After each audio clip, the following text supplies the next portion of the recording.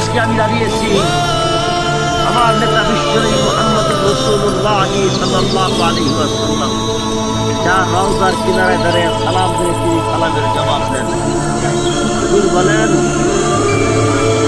আমার ইন্তেকালের পরে কেউ যদি আমার রওজার পাশে এসে সালাম দেয়, মান সারা কবরি বাদা মাউতি কামান সারা আলাইহি হায়াতি আও কামা ক্বালা আলাইহি সাল্লাতু ওয়াসসালাম। বলেন, আমার ইন্তেকালের পরে যদি কেউ আমার কবর জিয়ারত করে, সেজন্য আমার হায়াতে জিয়ারত করলে যেরকম আল্লাহ আজকে আমি গর্বিত, আমি ধন্য। তোমরা যারা দুনিয়া নেতাদের পিছিয়ে করো, নেতা থাকে কোনটাকে, তুমি থেকে কোনটাকে দেখার লাগে, সেগুলো দেখা নাই।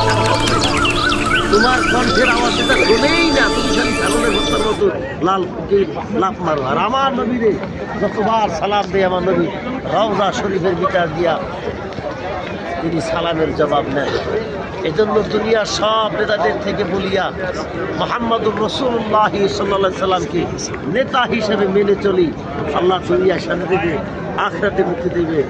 এই নেতা ছাড়া ময়দানে মহাশরে কোনো মানুষ জান্নাত দিতে পারবে না। কোনো মানুষ তো দূরের কথা, কোনো নবীরা পর্যন্ত জান্নাত দিতে পারবে না বিশ্বনবী মুহাম্মদুর রাসূলুল্লাহ সাল্লাল্লাহু আলাইহি ওয়াসাল্লামের সুপারিশ ছাড়া। এজন্য আসি, আমার জীবন, আমার জৈবন, আমার সব কিছু আমি আমার আল্লাহর হুকুম রসুলের তরিকার ভিতরে চলার তৌফিক দান করুন। সবাই বলি আমিন। আসসালামু আলাইকুম ওয়া রাহমাতুল্লাহ।